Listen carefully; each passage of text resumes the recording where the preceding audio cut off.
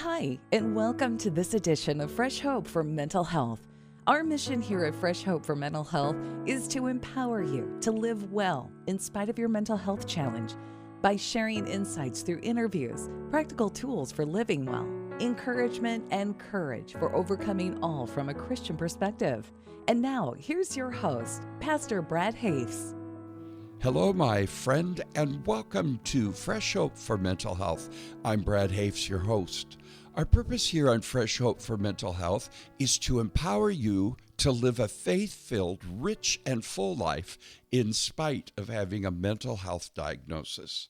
Well, today I have a friend with me that's lives close to me, probably some hours away, but at least we've got a beautiful spring-like day in March, and I'm going to talk with Donavan Wallenburg from Northwest Iowa.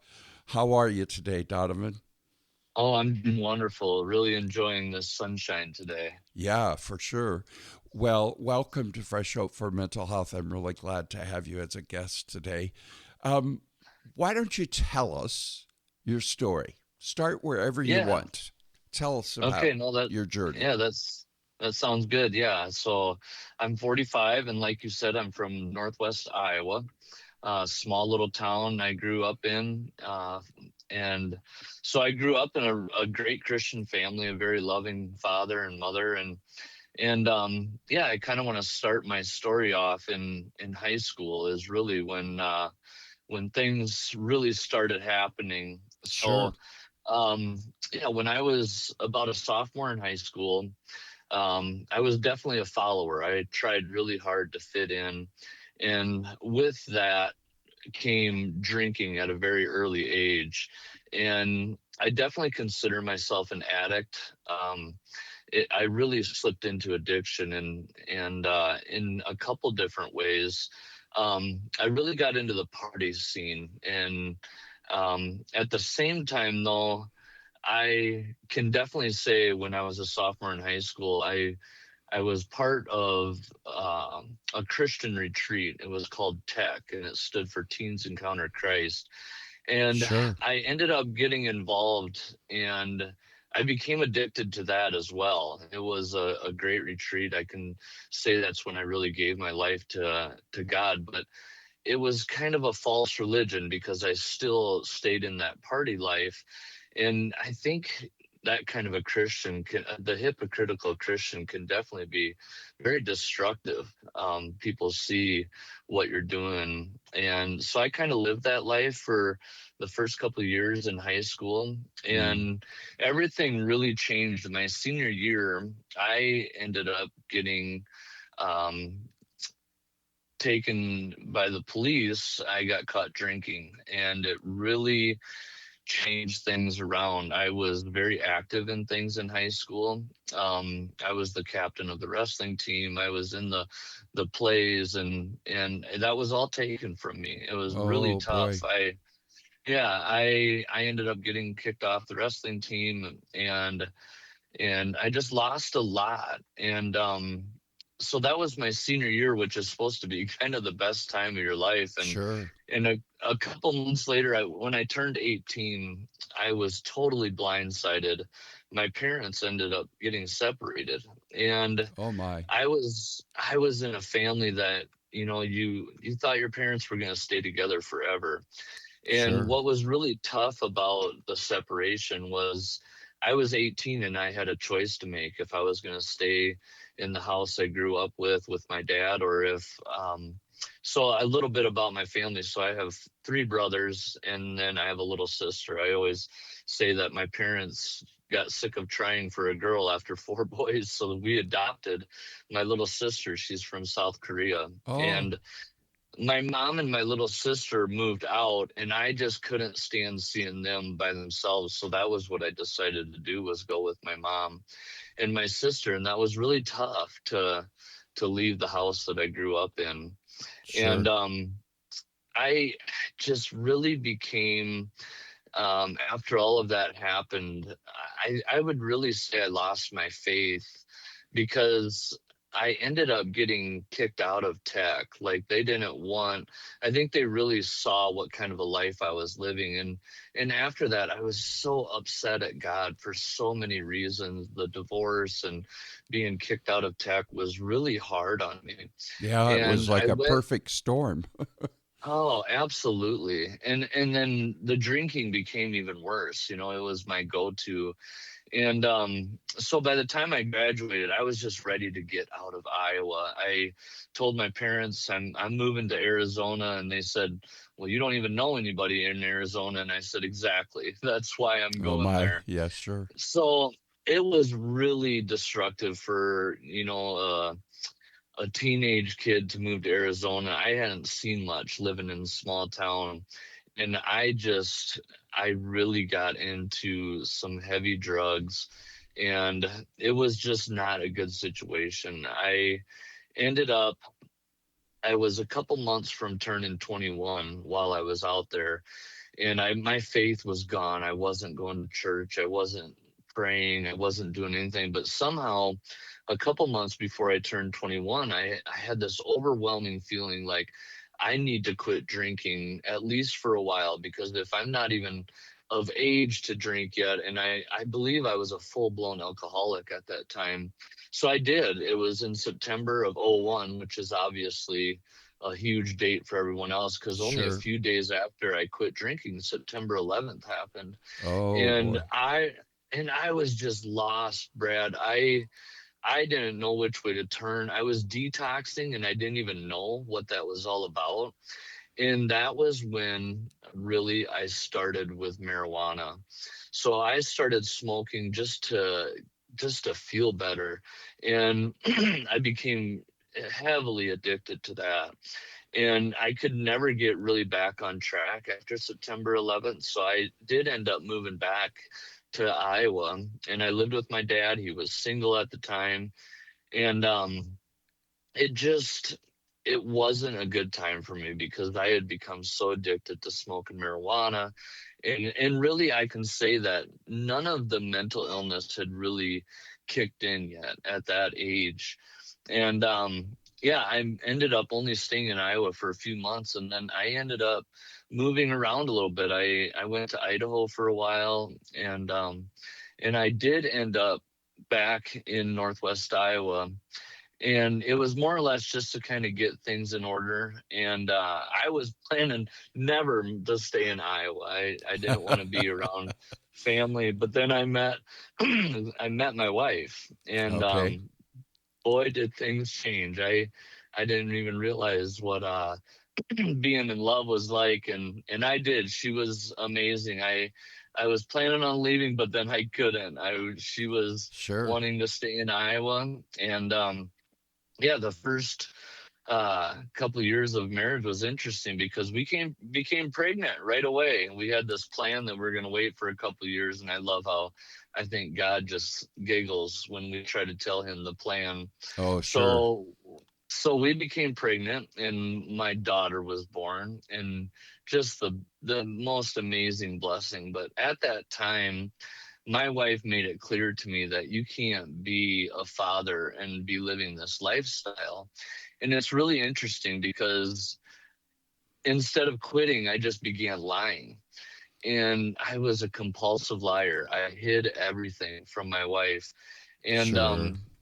so a couple of years into our marriage, something happened that completely changed my life. My brother had called me, and he said, "You're going to want to sit down for this." And I remember thinking at the time he was going to tell me that he got a big deer or something like that. But he told me my little sister passed away. Oh. And so she was only 23 years old, and I was so close to her. Oh And my. that just tore me to pieces. They really didn't have an explanation of why she passed away. She literally went to sleep and woke up in heaven, and they never did find a reason. And I I look back at that time, and I feel like God gave me all this strength to get through it. And I even gave a eulogy at the funeral. I mean, I was strong. I had this peace that was the peace that we can't even understand. But for 2 weeks, I believe I used all the energy I had, and I crashed, and Sure. I fell into a depression, and I had no idea what depression was at that time. Mm, And it lasted a couple months. I had no idea which way to turn. And that is definitely when my mental illness journey began. yes. And it took a couple months for me to get out of that, but I did end up, I got on some antidepressants. I started feeling better, and I ended up getting a great job here in Northwest Iowa. And I had been sober for a while through that depression. That's one thing that happened, is whenever I was depressed, I couldn't smoke marijuana. Like, it made it worse. So I had Uh, been sober. I had been sober for about 6 months, and I got this job. And that's another thing. When I started feeling good, it always ended up being that I would start smoking marijuana again. And mm, I was at this job, and I ended up having my first manic episode. oh And boy. again, I had no idea what any of this was about. I didn't know what Right. mania was. Sure. And I ended up, I I know one thing I can remember back is I had these grandiose ideas that I was going to start this app and I was going to be a millionaire. And I remember back, I can remember it like it was yesterday, where I just felt untouchable. Yep. And it ended up, really, my job, I just got very cocky and acted like I don't need you because I'm going to start this. And after a couple months of being in this manic episode, my wife was extremely concerned. And I ended up making a lot of people at my job really upset. And the owner of the business, he ended up suspending me for a week. And in that suspension, he required me to get 3 therapy sessions. And Ah, I had never been to therapy. And I was, at the time, wow. What a I boss. was What? right. Oh, Absolutely. wow. I look back on it, and it was exactly what I needed. So even though didn't want to, I knew I had to go to these therapy sessions. And that was the very first time that this therapist said, I think you might have bipolar disorder. And I was just irate. I knew of somebody that had bipolar, and I was just like, that's not me. I don't have that. And I think that's a huge misconception that people have is, well, I'm not like that, so Sure. there's no way. And I didn't accept that diagnosis. And Well, I don't even know. I think the stigma we have within us sometimes about mental illness, even if we have a diagnosis, we have the stigma and we just brush it off and say, no, that's not me. I don't have a mental health issue. Oh, absolutely. And I never even told anybody about this diagnosis. I didn't tell my wife. And then I ended up, I got back to work. They allowed me to come back, and I just quit. And I was still in a manic state. And my wife was so upset. She really had no idea what was going on either. And we separated. And at the time, it became very evident that I was smoking marijuana. I was abusing pain medication. And at that time, my wife kind of gave me an ultimatum that I needed to go to treatment. And at the time, so this is in 2013, and I always say I finally accepted that I'm going to go to treatment. And that was on Valentine's Day. What a gift for my wife to Yeah. have to Yeah. go to treatment. And I don't know if it was the right place. So this was a drug and alcohol treatment center. And I look back on it, and what I really needed was something for mental health. But it's part of my journey. It's part of my story. I learned a lot in treatment. I learned the 12-step program, and it took me a while being there to actually accept that I might have some addiction problems. But I got out after 30 days. I finished the full plan. My wife had moved back home, and yeah, it was very interesting. I was able to stay sober for about 6 months, but then once again, once I started feeling good, I just always, I mean, I think of the verse, how a dog returns to its vomit. And that Yeah. was Yeah. exactly what I was doing, is I always went back to smoking marijuana. And I ended up at another job that was going well, and probably too well, to where I ended up, so I had been pretty stable for a few years, but I ended up going manic again. Yeah. And it was a way more extreme manic. The grandiose thinking was there, the heavy use of marijuana was there. And then finally, my wife, who, I can't say enough good things about my wife, because so she's a nurse and she was very into figuring out what was going on with me. And she helped me realize that I probably needed to go to a mental health hospital and be admitted. And I did. And it was such a blessing. And that was truly when I first accepted the diagnosis of bipolar Ah, 1. sure. If And I could ask one question, during that time prior to this hospitalization, back, did you continue to take an antidepressant through that whole time? yeah, so Like when you I had was, the first job and the boss said, "I want you to go to counseling," so you were still taking an antidepressant, right? yeah, I was. So I Well, took an antidepressant through all of interesting, that. yeah, because that can cause mania in and of itself.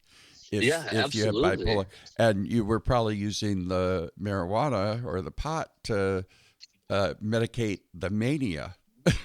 Oh, and it was a recipe for disaster. And I Oh look back yeah, on it now, and because I truly believe, and I've proven over the years that you can't just be on an antidepressant. I needed medication for the mania as well. that's interesting how you put that. You proved. Oh, absolutely. So then really I is my trucking, so I'm a trucker to this day. And back in 2018, when I was kind of going back and forth from mania to depression, I started my own trucking business. And Oh it wow, really actually went well for a couple of years. And I can't say, I can honestly say I had some stability. Um, After the pandemic happened, I I ended up in a manic state again. So from 2000 to 2004, I can really sum it up by saying it was absolute chaos. I went so I believe the bipolar 1 really showed its face, because I would go manic for a couple months, but then I would crash sure, and I would go into depression like I had never felt before. yep, And so I was constantly, I call it the medication carousel, because they work so hard to try to figure out what medication is going to keep you from being in depression, but at the same time, not out of control mania. right, And that was really what happened. Was I continued to go back and forth, and there was just, for 4 years there was no stability. And my mania was getting worse, and my depression was getting yeah. worse. The And two there was poles were just, getting farther apart. oh, absolutely. And I can say that, so in through all of that, it was just back and forth. When I was depressed, I wasn't smoking or marijuana, but the second I started feeling better, I was back into my old habits. And I want listeners to know that they call it medical marijuana now. I've heard so many stories of people saying, "Oh, it helps me," and maybe people have a different story, but with me, it was so destructive. Mm-hmm. And I ended up being hospitalized a couple more times throughout that. But I ended up in 2023 and 2004, I fell into depression, and I was depressed, Brad, for 13 months. Yep, And that's I awful. was, oh, one day of depression is awful. Yeah, So to be in that depressive state for that long, and I made this conscious decision. I had been sober throughout that whole time, and I made this conscious decision that I would I am going to try to smoke, even though I'm depressed, because I would rather try to find stability while I'm manic than try to find stability while I'm depressed. Mm. And Brad, I ended up smoking, and within 12 hours, I was in full blown mania. And that's the problem is you start to feel good and you've been so depressed, so that first day of feeling good, you'll do anything to feel better. And then I started smoking, and really for that whole next week, and this was through Thanksgiving, I was out of my mind manic, and my wife knew it. She could sense it right away. And I ended up getting into an accident. It was Black Friday, and I was running at 100 miles an hour, and I ended up just losing my train of thought on a road, and I crashed into a guardrail at 50 miles an hour. Thank God I had my seatbelt on, but I mean, I was just running Right. way too fast. Your mind was And racing. oh, it was terrible. And then within a couple days, I was admitted back into the mental hospital, and it was good for me to be there, but yet at the same time I wanted that high, and I didn't quit smoking, and I was manic for 4 months after that. Mm. And when you become manic, the ones that you love the most become the enemy, because my Sure they do. wife, Mm. she had studied so much of what mania was all about that I always say I hope someday she continues her education, because she has really become an expert with mental health. And I am so great. At the time, I wasn't grateful for that. At the Sure. time, Yeah. I mean, it made me very upset that, oh, you have all the answers and you think you know everything. And if she hadn't educated herself, I don't think we ever would have been able to get through our marriage without her being so educated on it. And we were separated again, but this was longer. We had been separated for about 3 months of that 4 months, and Mm. it was such a bad. I was really out of my mind. It was by far the worst manic episode that I ever had. I was living in different places, and I just thought I had everything under control.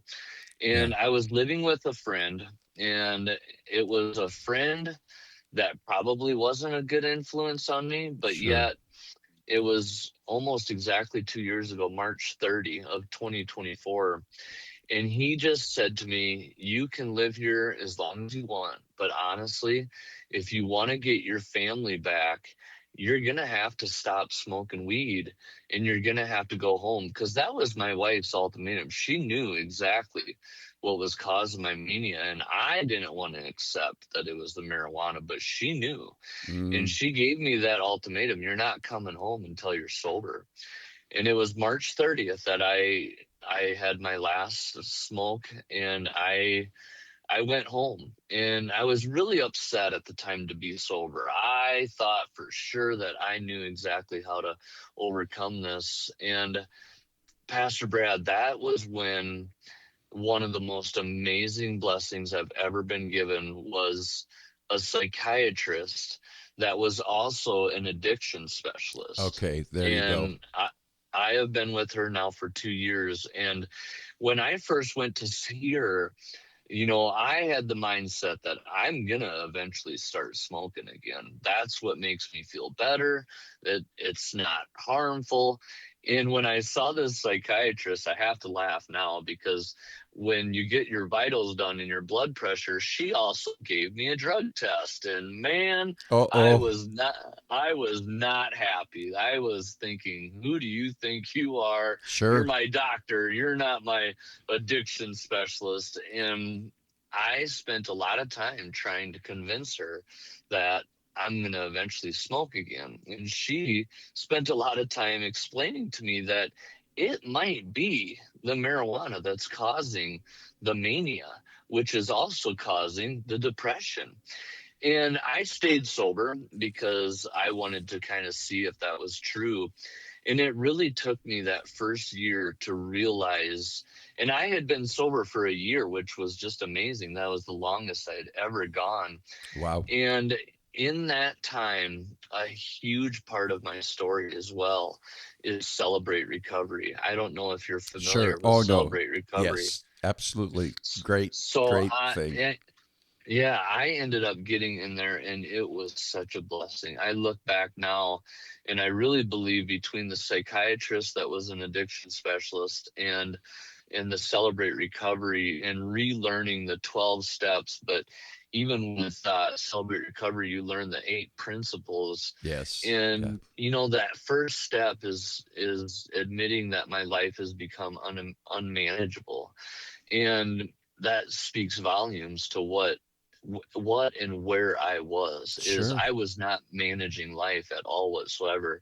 And I think after that first year of sobriety, it finally hit me that I probably can't smoke weed ever again.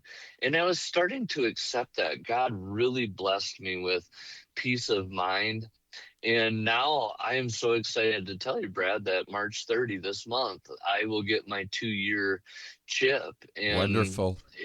And it's a game changer. I have Yes. been stable now for 2 years, which, after my mania 2 years ago, I I believe it's a miracle that I didn't fall into depression. So it was just amazing what transpired after that sobriety. 2 months after the sobriety, Rock Valley had a horrible flood, and we ended up having to evacuate our house. And our house, we ended up with 3 foot of water on our main floor. Oh, wow. And I always think, and I think, man, if I wouldn't have come home and I was still in mania, how could we have ever gotten through that? Oh, And I yeah. really needed to step up and be the man of the house. And I couldn't have done that if I was using and I was manic. It just would have never been able to happen. So we really lost everything that we had, and we had to start over from scratch. But my point is, in those 2 years, I never fell back into depression, and I've been stable ever since. And I really credit that to sobriety. I really Sure. do. It is such a huge part of my story. Sure. Sure. And now today, I'm on a lot of different Facebook pages for bipolar support, and I constantly hear people talking about, you know, smoking marijuana isn't bad and it helps me. And I'll say it again, every story is different. But my story is I found stability after I found sobriety. Yep. And that's going to be my story that I'm going to continue to tell. And that's really why I wanted to be able to talk with you, is because I Sure. wanted to share that part of my journey. And I so appreciate it because this is something I see over and over where especially young people believe that it's so benign to smoke pot. And you could not have a mental health issue, but if you're prone to it and you're smoking in your teens and early 20s, you're actually providing the gateway for the mental health, for a mental illness or a mental disorder to break through for whatever reason. And all the research shows that. But it's like talking to people who don't speak the same language when you're trying to explain that to them. you Oh, know, absolutely. they And the don't. fact that, Go yeah, ahead. and the fact that it's becoming legal in so many different Right. states and stuff, all of a sudden, I think people just think, well, then it must be okay, Well, and yeah. Yeah. I believe, you know, it's just not God's plan for us. I think that goes for any kind of recreational drug or Sure. alcohol for that Yeah, matter well, too. and alcohol is so accepted. Now, many of us can drink alcohol and it's neither here nor there. But alcohol is not benign. It causes harm when misused, as well as even moderation can be a problem I sometimes. agree. I And absolutely agree. yeah, that And I that think it's really that part of it that, I mean, even in scripture, I mean, Jesus turned water into wine, sure. but he also talks about to not get drunk on wine, and I think that, Yeah. that goes for the same thing with these recreational drugs, and I mean, that's what was in my head is, oh, it's all natural. And how could it not be for good, Yeah. but nowadays it's just gotten to be so potent, Well, and it's just got, it's really not natural anymore, the way they no, grow it. absolutely And not. yeah, yeah.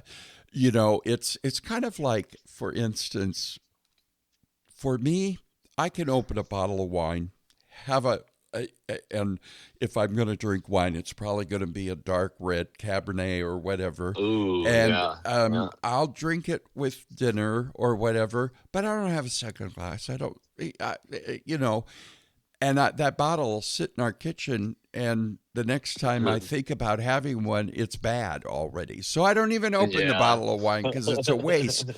But Oh if yeah. I make a cake, and and it's always white cake for me, and Mm, if I have one piece, I want the whole cake.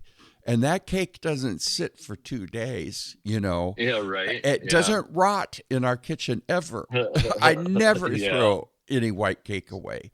But the Oh, that's bottle of wine, awesome. I end up pouring down the drain. So I mean, we all have our issues, right? And our Yeah. favorite things. But, one could go through your story and say, oh man, I was thinking about an assignment I had it was like a curriculum thing on discovering who you are and what you're called to do and stuff. And one of the Mm. things you had to do was take these yellow sticky sheets, those little things that people have on their desks, the little squares. Yeah, the Post-its. Yes, Yeah. yeah. And you had to put events in your life and then make a chronological order and just looking at the journey.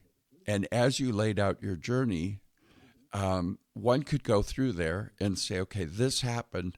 There's the perfect storm. There's another storm there, and you discovered Oh, it. absolutely. You discovered Absolutely. it, and so before we conclude today, I want to make sure I ask you to speak to the person or speak to specifically the person, but maybe even a loved one of that person about believing that pot is okay.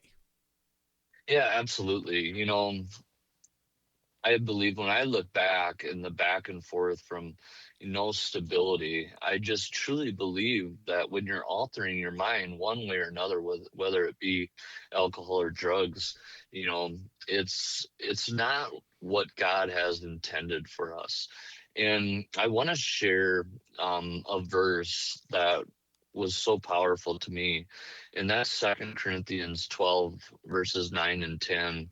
And this is Paul writing. Paul had the thorn in his side, and we don't know what that thorn is. Right. He never does explain exactly what that thorn is, but I do believe that we all have a thorn.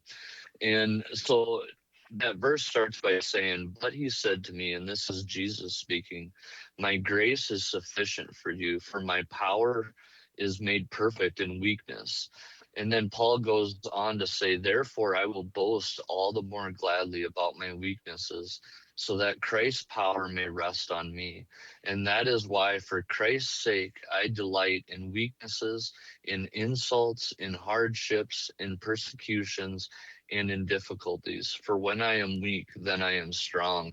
And that verse, that's a hard verse to read when you're depressed, because when you're very depressed, you just can't imagine that God's power is going to be used for good through that, and that's what Yeah. I want to speak so much to the person that's suffering depression, because so many people do, especially in the bipolar community. Mm-hmm. It's just the extremes.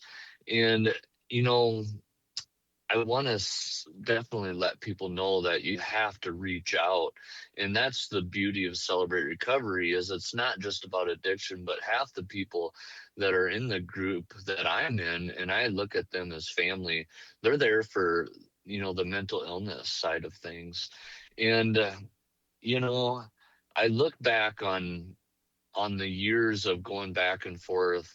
And if I could have found sobriety, if I would have just listened to my wife early on, I think we could have got on top of it. But I look at where I'm at today, and I can look back on that Bible verse and realize that it's so true, that his power is Mm-hmm.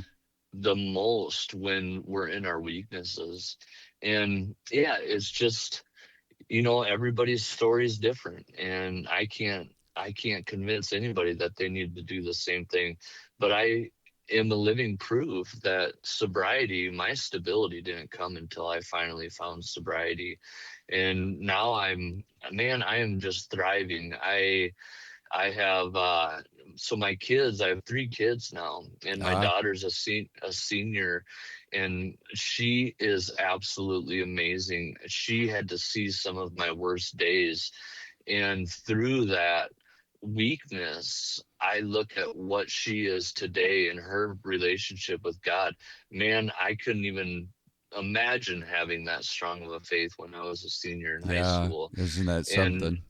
oh, and she's praying for me today. She let me know that I can be a vessel by telling my story. And I do. I am just so blessed. And my boys, I have 2 boys and one's 13 and one's 10. And it's the same thing. I pray with them every Sure. night. And I'm just where I'm at today. And I have a wife that I have to walk on eggshells this today where I'm at, and that's just part of my story. I've accepted that I have bipolar I disorder, and where we're at right now, when I feel a little bit too good, maybe we have to make some alterations, and Sure. Yep. and It's but okay. I'm That doesn't, absolutely. in fact, it makes you a stronger person to know that and allow that to happen than if you fought it, because it Oh, takes a lot absolutely. more strength as a person to say, have, I have this thing that goes on with my brain and etc. You know, before we close, I want to just point out to the listeners out there that in this case, Donovan definitely has what they call a dual diagnosis. Mm, And when you went to the hospital that first time and you went in for treatment for the addiction piece, um, there are, if you love somebody who has struggles with addictions, but you suspect there's mental health stuff there or whatever, the best place to go in those situations is what's called a dual diagnosis place where they handle both absolutely. pieces. Just like a psychiatrist. That's fascinating that your psychiatrist is also an addiction specialist because it you got to treat both. For instance, one of the doctors on our board of directors told me once that I was expressing that somebody in the group had both the mental health diagnosis of bipolar and they were using some pretty heavy street drugs. Mm, He said, in a sense, you really have two severe things and they're mixing together. And then there's a third aspect to that, and that's the the wake of that, you know the destruction of those two things. And so absolutely. you have all of that on top of it. And yeah, I just want to make sure people understand. For instance, I have bipolar disorder myself. I manage it. I've been Mm, managing it for 24, 25 years now. No okay. episodes, no nothing. Wow. But I never had the piece of addiction that would have even complicated it more. It's more Mm, complicated. Not that it can't be, one can overcome and you're living proof. And it really sounds like one of the things I hear in your story is if you wouldn't have fought it at the beginning, it could have been better sooner. Now, Absolutely. you could live with regret with that, but I wouldn't. I'd say, okay, I didn't, so there you have it. Yeah, absolutely. It's part of my story, but yeah, it's like you said, you use the word perfect storm, and it really is. It's the perfect storm, and it's what Satan wants. sure, Satan, I always think of Satan as having a bag of tools, that he can work against you. And mine was marijuana for so many years. yep, And I love to be able to state my sobriety, because I think it just makes Satan pull his hair out, because sure, that was his favorite tool. And I yeah, think, the more that it's accepted and socially and stuff, I think the more destructive it's going to be. But, yeah, I couldn't reach out enough to your listeners to explain to them that it's not God's intention for us. And sobriety equals stability for me, and yep, that's my story. yep. I I know what appreciate you're that. saying with the regret. I could obviously go back and be upset with everything, but all of that got me to where I am today. Exactly. And we all have places where we could go back and have regret. Yeah, Now, my point is not so much about your story, but if you're listening and you know that somebody's told you this already and you're really struggling with whatever it is that you have to give up, could be pot, could be a whole bunch of other things, it could be whatever. Use this as your moment to get better. absolutely. Use Yeah, this. Don't wait any longer. no, Don't fight it anymore, because right. you're not going to get better if you're fighting it. You're good. Absolutely. And okay, if you continue to fight, you're going to continue to fight. But my point is, if you have 1 ounce of you saying maybe this is true, do it. Mm, It's worth it. I, Is it not worth it? yeah, absolutely. It's Yeah, I worth it to couldn't say say, it enough. okay, it's more important to have a meaningful life, a purposeful life. It's more important to me not have this erratic behavior, and it's more important to Exactly. me to love my children and to, so to speak, man up. Yeah, absolutely. I love how you put that. E- That is what it takes. And it's not It, pulling your bootstraps up and just moving on. It's saying, I got to deal with the pain. I got to deal with this stuff so that it quit. I got to get to the point where I've gotten through it and it's made me stronger.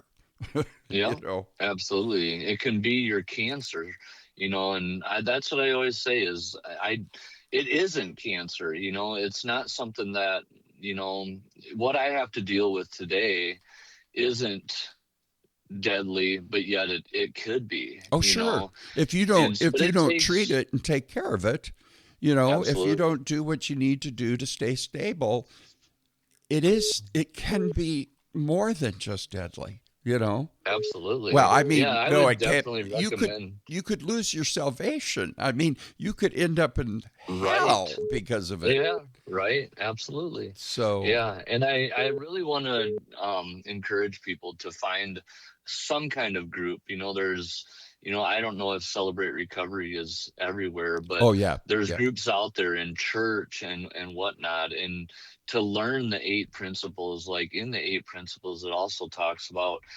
finding a time for scripture and prayer, and yes, prayer has been so powerful for yep, me. Today I pray with my wife every night before we go to bed, and it holds me accountable. It really does. absolutely, And yep, for we've been married this year for 19 years, but 16, 17 years of our marriage was me being a compulsive liar. And that's what you have to do to try to keep up with the devil's schemes. You have to lie, and you start lying about things you don't even need to lie about. And I well, look and it's back like on, I have a friend who used to say lying is like pulling a tissue out of the Kleenex box. And once you pull one, you got to keep pulling. yeah, And yeah, I'm I can't keep track of if I lie, I would have a hard time remembering what I said because I I can't know. remember a lot of things. But listen, Yeah, speaking of prayer, would you mind praying right now for the person listening. Absolutely. I would love to. So, dear Heavenly Father, we come to you today on this beautiful sunny day, and I just thank you, God, for this. I thank you for prayer, a direct line to you that we can bring you all our problems and all our difficulties. So, I just want to pray for anyone listening that's hurting, whether it be from a mental health diagnosis or addiction. And if somebody listening today has a tug on their heart that they might need to find sobriety, I pray for that person. I hope that this story of what I've gone through can help somebody realize that maybe it's time to make some changes. Yes, And Lord. I pray for also the ones that are suffering on the other side of depression. And I pray that they can reach out to someone, a loved one or a group or anything. But it's such a deep hole, Father, that we allow ourselves to get into. So I pray for those that are struggling. I thank you so much for this opportunity to talk with Pastor Brad. And I thank you for what he's doing. And I lift all these prayers to you, Father. Bless us now today and our day ahead. In your name we pray. Amen. Thank And you. I definitely want to put a plug for freshhope.us. I was introduced to that just a few months ago, and that's how I found this podcast. And it's been so helpful. But I've even got myself a life coach now. And Yeah. it's been wonderful, and it's such a great resource. Well, thank you. And thank you for reaching out to me about coming on to the podcast, because your story, that it's great and it gives God the glory. And I think it's going to have helped people when they listen. Yeah, And thank you. so thank you so much, Donavan, for being here Yeah. with me and having the courage to reach out and say, I got a story. Because everybody's got a story, right? Absolutely. Yeah, it was Yeah. definitely my pleasure to be on with you today. Well, thank you. Well, my friend, we want to thank you for listening to this edition of Fresh Hope for Mental Health. I hope and I pray it's been helpful to you. Pass it along. That helps.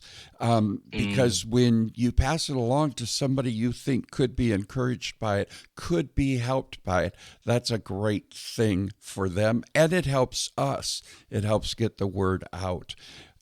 We'd really like to hear from you. Believe it or not, we read every single email it's dealt with, sooner or later, sometimes later than sooner, but email us your comments, your questions, your insights, and do like Donavan. If you'd like to be on or you'd like to share your story or whatever, we want to talk to you. We really do. So, we'd like to connect with you through Facebook, Twitter, all the normal social media channels.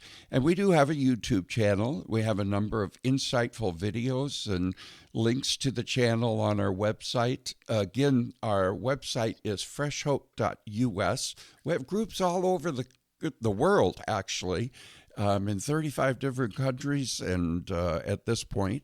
And you can always attend a group online, if nothing else. Plus, there's a lot more than just the groups.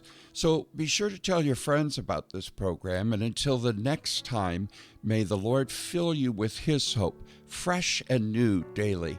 I'm Brad Hafes, and this has been another edition of Fresh Hope for Mental Health.